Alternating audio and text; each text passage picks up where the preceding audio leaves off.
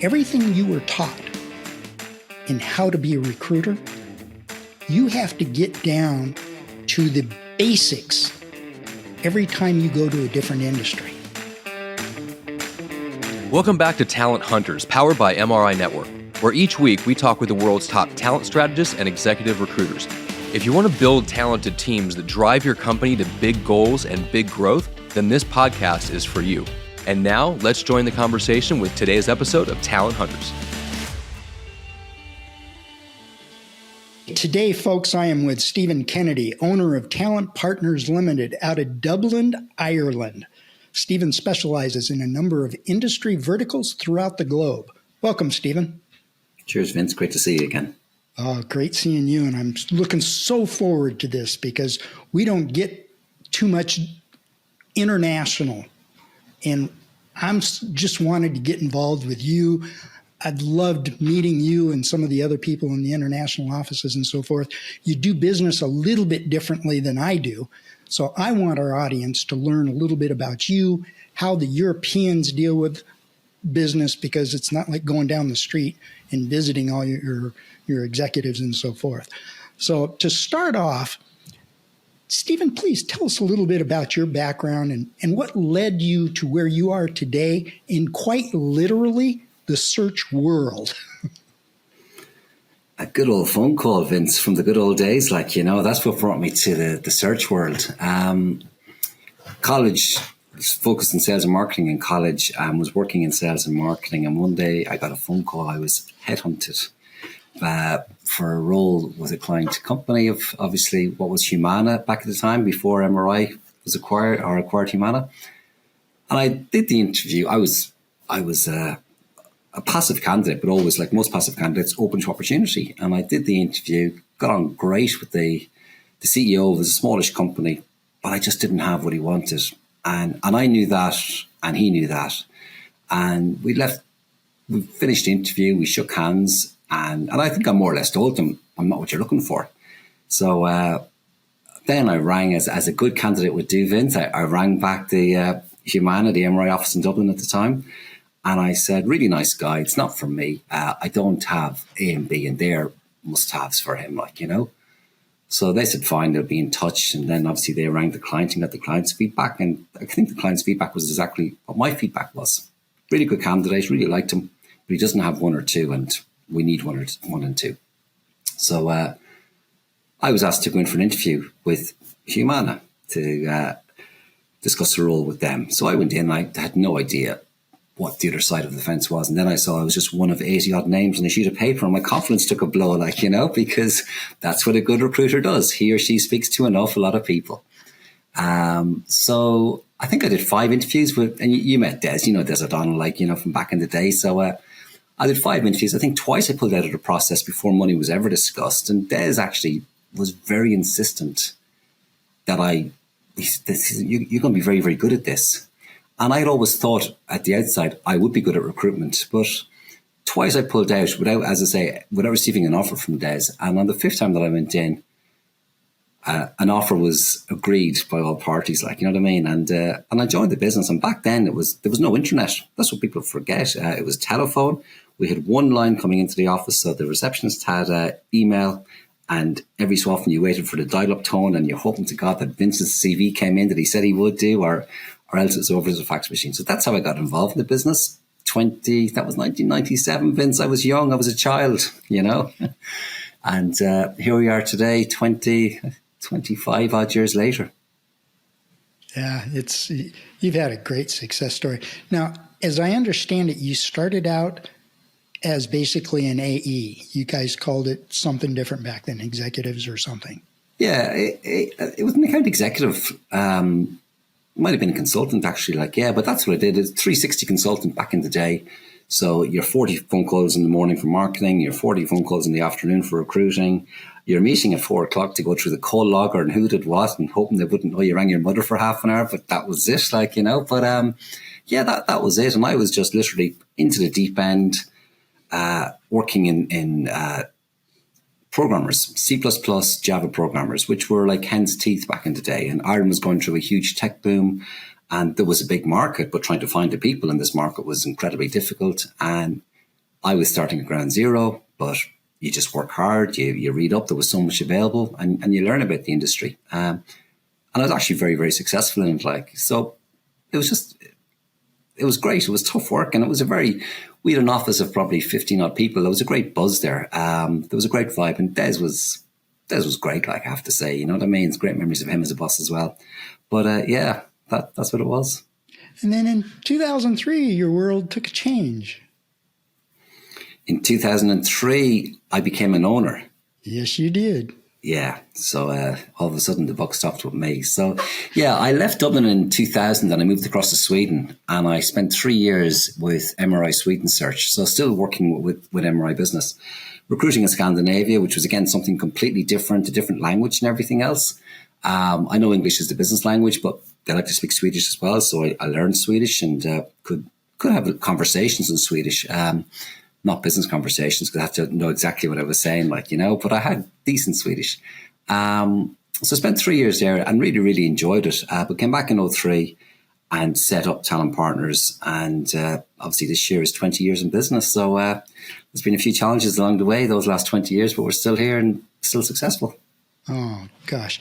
Now, do you have a favorite story of somebody that you placed that really you took a lot of pride in finding that person and helping them with their new opportunity?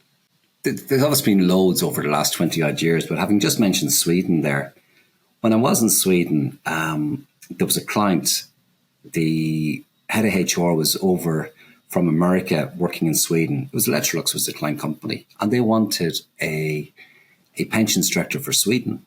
And I'm in Sweden probably 12 months at this stage. The Swedish pension system, to be fair, I knew very little about it. But a meeting was set up for a Tuesday. And, this was probably the Thursday it was set up. And I would have spent the whole weekend reading about the Swedish pension system and just learning as much as I could about it, And I went down to Stockholm, or maybe I should say up to Stockholm from Gothenburg. And I met with the client company. And they brought 4 agencies in to pitch for the business. And I was very much the rank outsider, but I think the HR director was blown away by my enthusiasm and my desire, and he knew I had recruitment experience, and he knew of MRI from America, so he knew we were well trained and had good processes.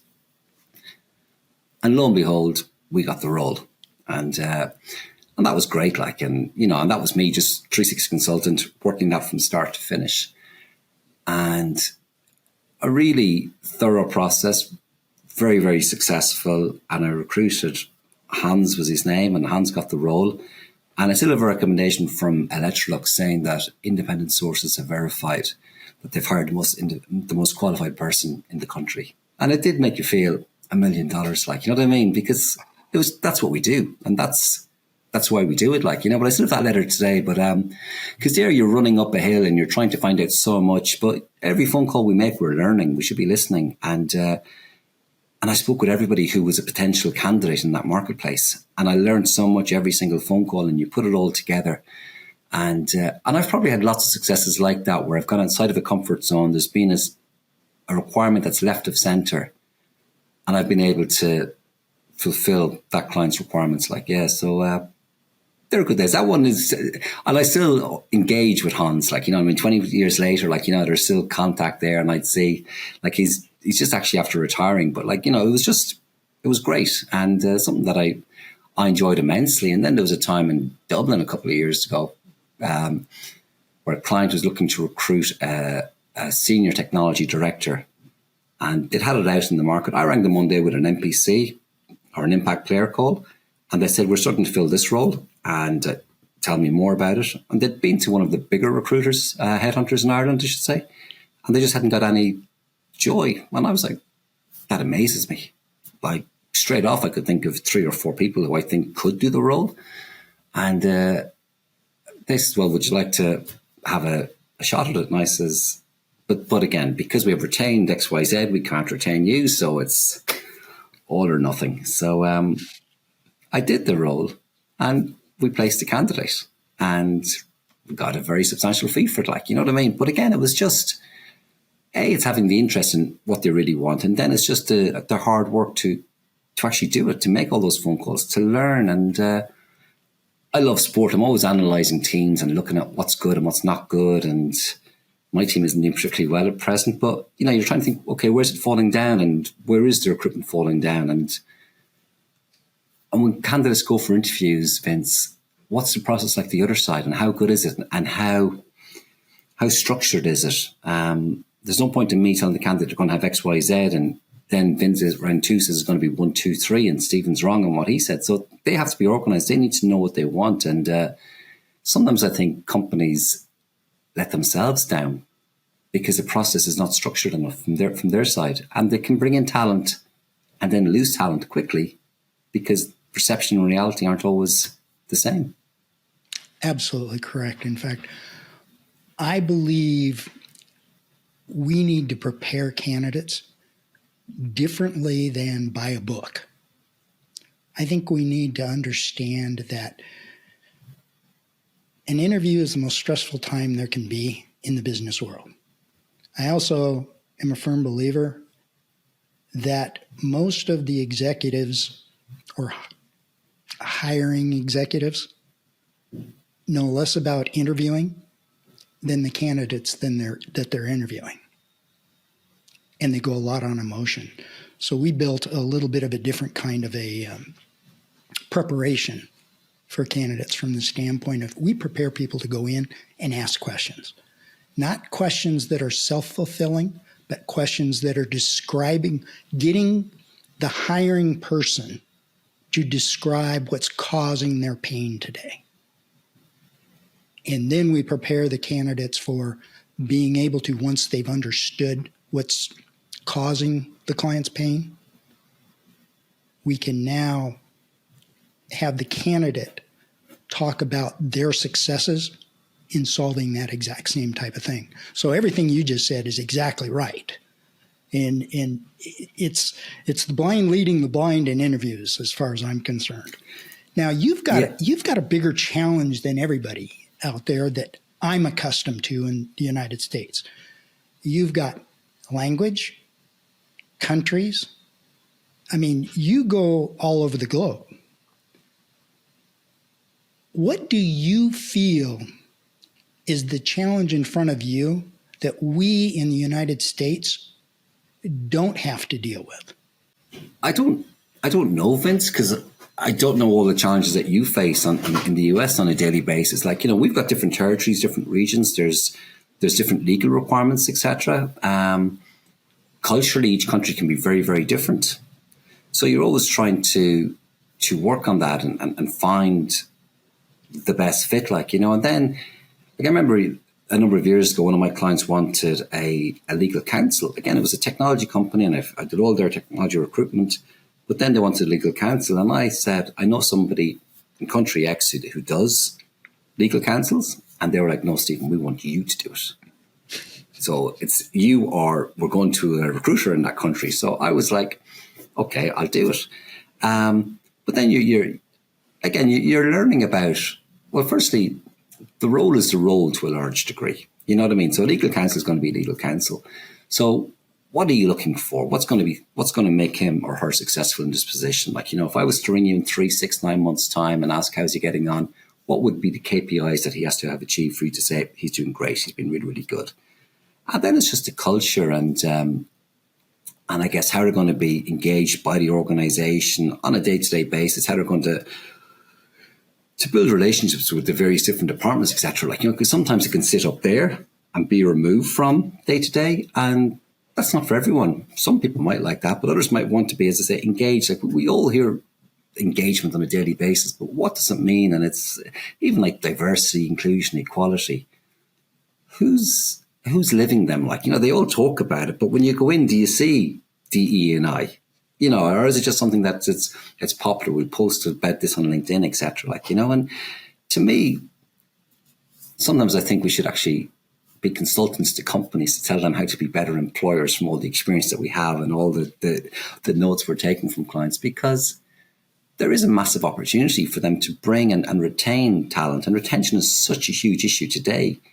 But I think a lot of companies underperform in actually putting retention programs in place, which they're not necessarily financial. motivations like, we spend more time at work than we do at home. How do we make work a great place? And we had our Googles, and we have Google. Like, I remember walking into the Google office in Dublin years ago and, oh my God, it's spectacular. It's just out of this world. You know what I mean? But people playing games in the afternoon or the morning, and Google say that stimulates their minds, etc. You're looking at all the food and everything else is there, and it's absolutely spectacular. But does it prepare them? And obviously Google is an incredibly successful company, so I shouldn't be saying this, but it's just a different world. So not everybody's going to enjoy that environment, as good as it is for some people. And I know people who've left that company because they said it wasn't for them. And, hugely talented people, and Google is an incredible success story.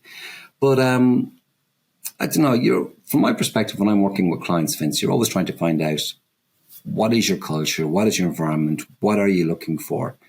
How would your number two describe you today? If I was to pick up the phone and talk to him, how would he describe you? What do you like to work for? Because the person I'm bringing in, I need to arm him or her with that information. I need to be able to say, this is Vince. Vince's background is 1, 2, 3. This is what you can expect. And there might be personality profiling and everything else to see how aligned people are. And that absolutely helps. But it's still that chemistry, that personal fit has got to be there. And sometimes 1 interview, 2 interviews with Vince isn't enough for that, which is a challenge because we can't interview forever because candidates want decisions and clients want decisions. Boy, it's such a pleasure hearing what you're saying, because you're going back to the basic training of being a recruiter. And it's asking questions and building those questions off of whatever the answers you've been getting from your prior questions to get to learn about the person. I applaud you on that. That's awesome. You have another challenge. And it's funny because when we first come into this business, I can remember, pick a dig, figure out what your dig is, and then become immersed in that dig so you know everybody in every company. You don't do that. You are very diversified. You go all over the world and you talk to a lot of different industries and place in those industries. How do you do that? Because I can't imagine doing that. I don't know, and sometimes it's a bit crazy, Vince, but it wasn't planned, because I know when you start with MRI, as you say, you talk about your dig, etc. And when I started off, it was technology was my dig initially, but I built up great relationships with clients, and then they might move to another sector, another industry, and they'd pick up the phone and say, Stephen, will you? I was like, okay, we'd meet, we'd talk, and you'd say our services were retained, this is what we're looking for, that you know how we operate. And they say, yeah, that's fine, but I just want you, will you do this for me? And I would say I've never recruited in the space, and that's okay, Stephen. We know you're a good recruiter. We know you'll deliver. And to me, it's it's that personal relationship. And I know how important it is to the client that they get the right person. And that's just something that I really buy into. Like on our website, it says we build winning teams. And fundamentally, that's what I want to make sure, that when I put somebody in, that individual is going to make the team stronger. It's going to be more successful. There's so many recruiters who promise the earth, moon and stars. They get the assignment and that's it. You know what I mean? I don't do that. I'm actually incredibly honest. I think integrity is massive. If I can do it, I'll do it. And if I can't do it, I will say, I just don't know. Or I might just say, I'll look at a contingent for a week or two and I'll let you know how I get on. But I wouldn't take a retainer for an astronaut, because I wouldn't have a clue where to start or what to do, you know what I mean? So it's got to be something where I can add value. And yeah, again, just some clients, I remember I made a placement in Bangkok once upon a time, and I told the client company again that we have international offices. He goes, Stephen, you do it. You know me, you know the business. They're an entrepreneurial Irish company. You know what's going to fit. And again, I placed the guy and he spent 7 years there. And again, I still communicate with him on LinkedIn. Unfortunately, he's a Liverpool fan, so he's having better fun than I am these days as a long-suffering Man U fan, But you just enjoy it, and Teams has been great, and you can have so many more conversations, and we see the person, and you get a feel for what's happening and their level of enthusiasm and buy-in and honesty to a degree. And it goes in our process, Vince. We would have a number of steps. So I'm not saying something new when I tell you it's never been easier to identify people. The challenge is bringing them into the job, because I can identify them really easy. So can you. So can any good recruiter. So how do I send out to the candidate? What makes him or her want to engage and talk to me and respond to my message? So, AI is, how are we differentiating our emails with AI? Because we're all going to get the same message, you know what I mean? So there are challenges that we face. But to me, it's a case of, it's personal, you're trying to stand out, and you're not looking to waste time. I'm here to help. I'd love to know, if it's not right, tell me today. And I always said to candidates, the worst thing that can happen is you tell me no. I can live with that. I hope you can live with that. By the way, the client might say no to you, so you've got to be prepared for that. But don't disappear. Don't ghost me. Just be big enough and bold enough to pick up the phone and say, this is it. Because that allows the client to move on. It allows me to move on. And allows you to move on. That's beautiful. It's interesting because for 38 years, I specialized in the electronic connector industry. But ironically, we've had AEs in our office that have left. And I, as a challenge, always picked up on the desks that they were working. And with pride, I can say I've placed people in the manufacturing of cheese. Mm-hmm. That's not related to connectors. I've placed a lot of people in the vacation areas, as far as hotels, restaurants, things like this, because we had AEs that had developed relationships and then left and so forth. What I feel that I learned from those, and you live this every day, and this is what fascinates me with your story, is everything you were taught in how to be a recruiter, you have to get down to the basics every time you go to a different industry. Because I think a trap that recruiters fall into that specialize in a dig and really learn it and really feel they know everybody, right? I think they forget to ask some questions because they already know the answers. Yeah. And arguably, they're very complacent as well about who can do the job because they know the industry. Again, I had a client early this year. So the work started late last year. Again, just a candidate who had moved a role. I'd never actually placed him, but he'd been very impressed with how I dealt with him whenever we spoke. So he was in a new company. They were looking to find a number of candidates. They had it out with an agency who specialized in that area. There was no response, no success. And I sent him our terms of business. We had a conversation. I said, yeah, fairly certain we can do this. And sent him the terms of business. And again, it was retained. When I say retained, Vince, we have an engagement fee. And the rest is an offer and acceptance. So we've gone away from the third. I just do a simple engagement fee, just your commitment. We're going to work together. This is a partnership. Let's make it work. And huge kickback for that. And I was like, well, the honest, if it's not engaged, I'm not interested because this will be a significant amount of work. And I don't want you telling me 3 weeks later, I'm sorry, we've decided against this. So it needs to be engaged. And I got engaged. And they said, I was told the company had never done this. The company did it. But I placed 4 people in, I'd say probably 11 weeks across Europe for them. And I'm thinking, am I that good that out of nowhere I can just find these people? Because I'd never filled this specific role before, never. And yet there's other recruiters. So you look at their websites and they're subject matter experts all over this and they're finding nothing. And I wonder, what is it? Because to me, it's not that difficult to find these people, as I say. And then to engage with them, I think I'm very, very good at that, to build trust and rapport and to put them through a process and to identify who's genuine and who's committed. So I can talk to you, Vince, but when I send you a document to complete after our call, which I do to candidates, who's going to do it? What's the quality of the response of that document?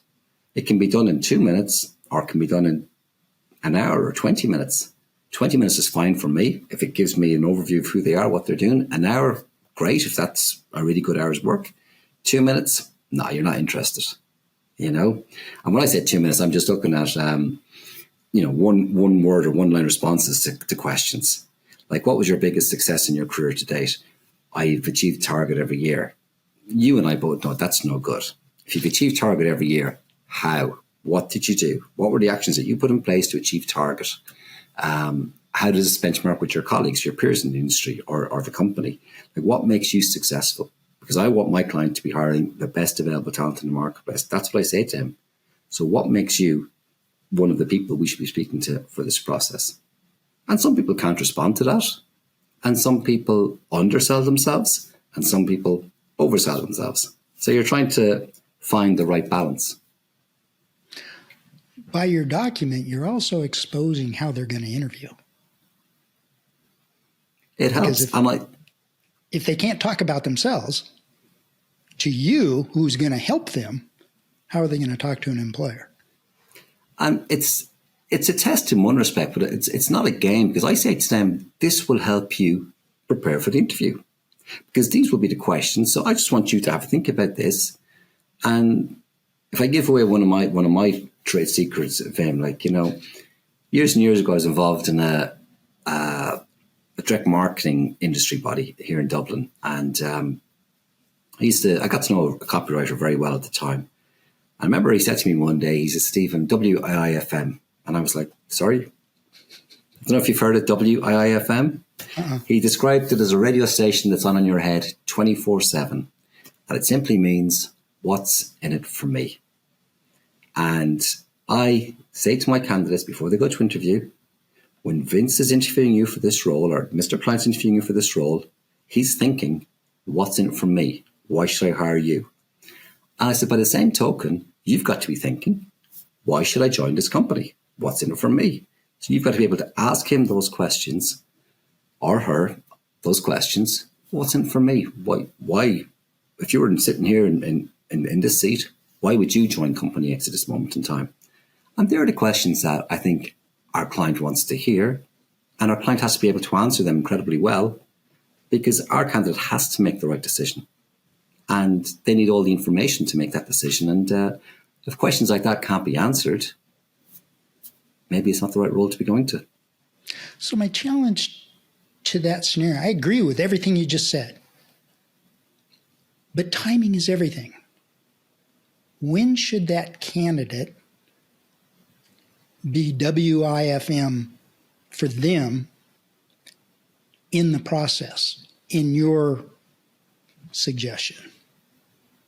Always. It's always on. It's 24/7. So you go in for the first interview and you're asking questions. The first interview you're selling. Sorry, selling is the wrong word. I guess selling is a word that we use on a daily basis. But the first interview, they're screening you. Are you right for them? They're probably more power, we'll say, in the first interview, okay? And you're trying to get a feel of, is this right for me? Is this where I want to be? Second interview, they're interested. They've called us back. So they're interested in what we do now, So I'm trying to get a really better understanding. Well, tell me about the last 2 or 3 guys.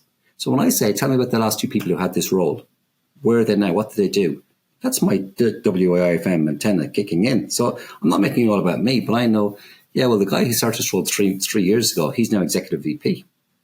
Okay, so I can grow and develop very quickly if this is, if I develop in this opportunity, if I accept the challenge that's in front of me, and I push past that challenge. So, if you go in and sit down and say, so what's in for me to join MRI Network? That's not going to get you very far in the interview, you know what I mean? So how we ask the question and probe and get a better understanding, that's what we need to do. So we need to be clever, but genuinely interested, and the right questions will move the conversation to get the answers that we want. And again, as I touched on earlier on, that answer can be a no as opposed to a yes. It's got to be right for the candidate. It's got to be right for the client. So in an abbreviated form, what does a client or hiring company have to do to earn your trust? They have got to be genuine. They've got to have a story that is true, that this is going to happen. They've got to have a good reputation. And bear in mind, Vince, you know how many phone calls we make on a daily basis and what we hear in the marketplace. So if I go out and client says X and I know Y is, you know, like I had a call today with a client because it's a turn down, unfortunately. And a surprising turn down, to be honest with you, Vince, like, you know, but these things happen. But we can properly engage and communicate, and it's a partnership. There's not people giving out and saying this and that, and I knew it from the very first day, because we didn't know it from the very first day. You know, we didn't know it 2 days ago that this was going to happen, like, you know. So, you know, a client has to be genuine, and you know, I love integrity. The quote for integrity is doing the right thing when no one is looking, you know. That's what we have to be. Like, as recruiters, there's some terrible reputation for recruiters. Some of us are incredible. Like, clients have rung me, and you know, they might, and we give a huge amount of guidance. And I remember one client rang me, and it wasn't even the candidate that I placed, but there was issues, and I just said, "You know what you should do." And he goes, "What?" I said, "You've been telling me for the last 5 minutes what you need to do." He goes, "Yeah, do it. Save yourself. You know, you have to make that decision now." Now, I can't tell them what to do because, you know, but, you know, a good consultant, you help them come to the answer that they're looking for themselves. And they just want our guidance at times. But like, and there have been cases where some people of mine, some candidates I've placed, it hasn't worked out. And the client might say it's not working and, you know, they're causing a bit of trouble. And I say, well, then you know what you can do. They're in probation. They have X amount of time. If you think it's right that they should go, do it now. Don't wait and wait and wait, because if someone is a bad apple or a rotten egg, Vince, the longer they're there, the worse it is for the company. So, and again, for me, I'm there to repair that problem, to find the next person to put it in. I'm not looking at, okay, there might be another fee here or just another week and they get through probation and I don't have to refund anything. That's not how I look at it all. Actually, the money is irrelevant by and large, which mightn't sound the right thing, but if you form the right relationships, if you have the right partnerships and you deliver what you say you're going to do, the rest does look after itself. That's what I'd say at 20 plus years in business. Do you have the same standards for candidates? Yeah. Like, it's got to be right, like, you know what I mean? And you think of the candidate, how much do you know about their personal life, what's going on at home, what their situation is? How important is this role for them? Like, you know what I mean? Are they doing the right thing? And will they be happy here in 2, 3, 4 months' time? Like, you know what I mean? There's a fee of 25K, but is it the right 25K for me? Or am I better off getting, you know, years ago when I was at my first ever MRI meeting, Gary Williams was on stage and Gary said, we change people's lives. And I remember thinking, yeah, it's real American and real, you know, and I was a young buck at the time, like, you know what I mean? But yeah, that sounds just cliched, whatever. Vince, I'm so proud to say we've changed so many lives for the better. Like, you know what I mean? We have helped so many people and we've made an enormous difference to them. And sometimes we've pushed people beyond what they probably thought. And we don't always get gratitude for that, by the way. And, you know, people are funny. And sometimes you place them in a job. And I always remember a guy, I rang him to see how he was getting on in his new role. And he goes, Stephen, you don't really care. You get your fee. That's all you care about. You're like, actually, no.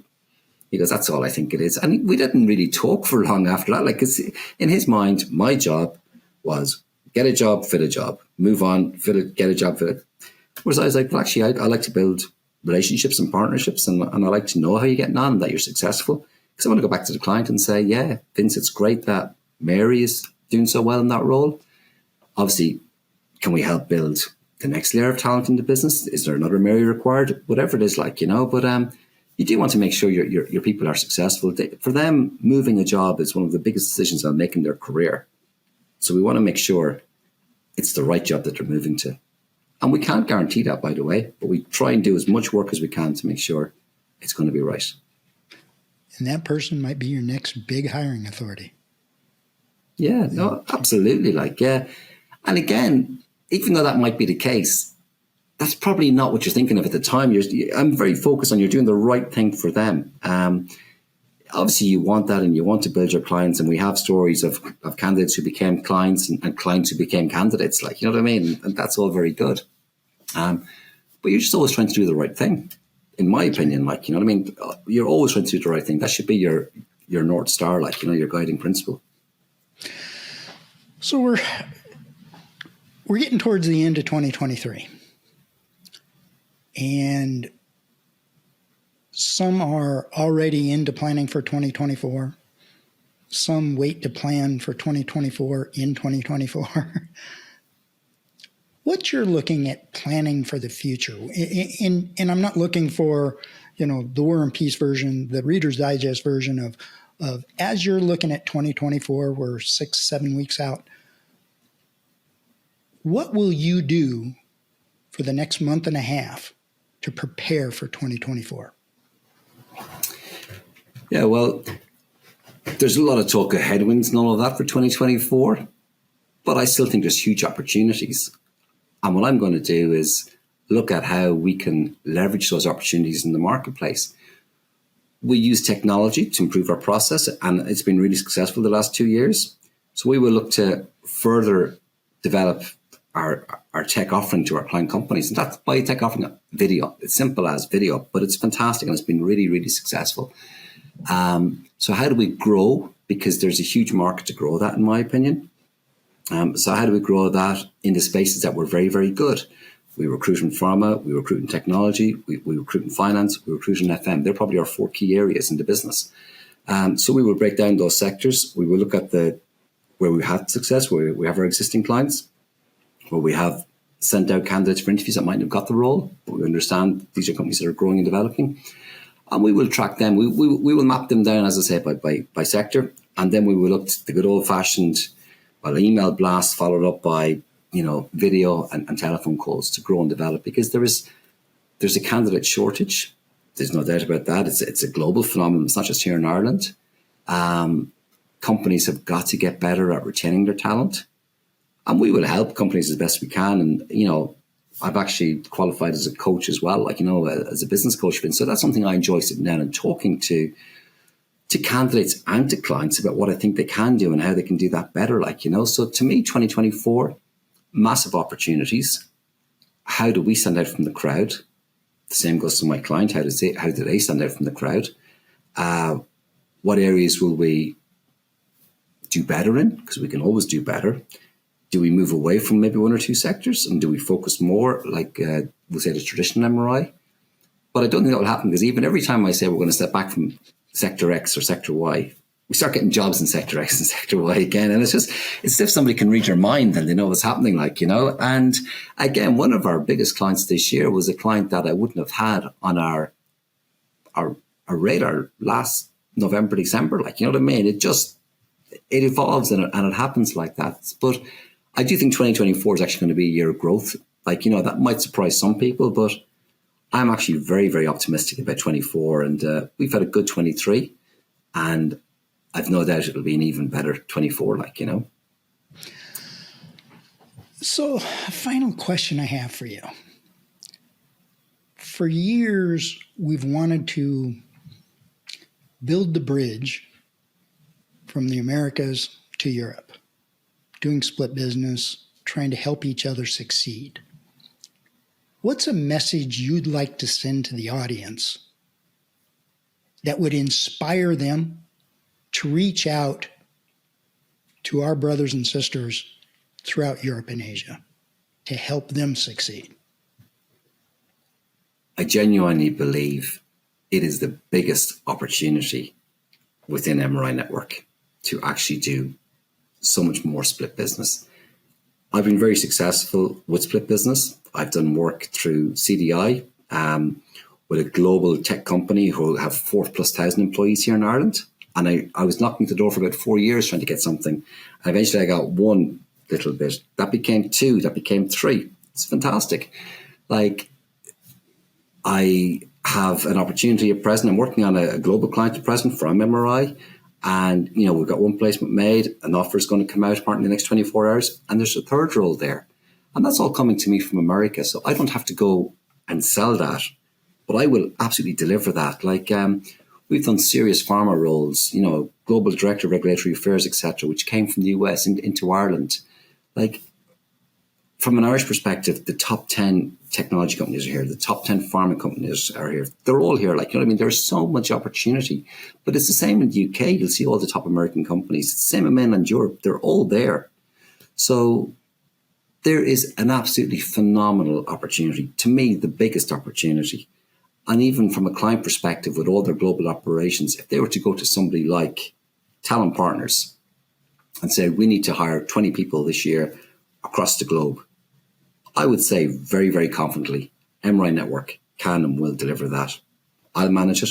I'll be your point of call, and I will make sure that we deliver this, be it in Asia, be it in North America, South America, wherever we are, because we've got all the offices there. We will deliver. So, to me, I would love to see MRI dominate global accounts. I think it's the biggest opportunity the business has.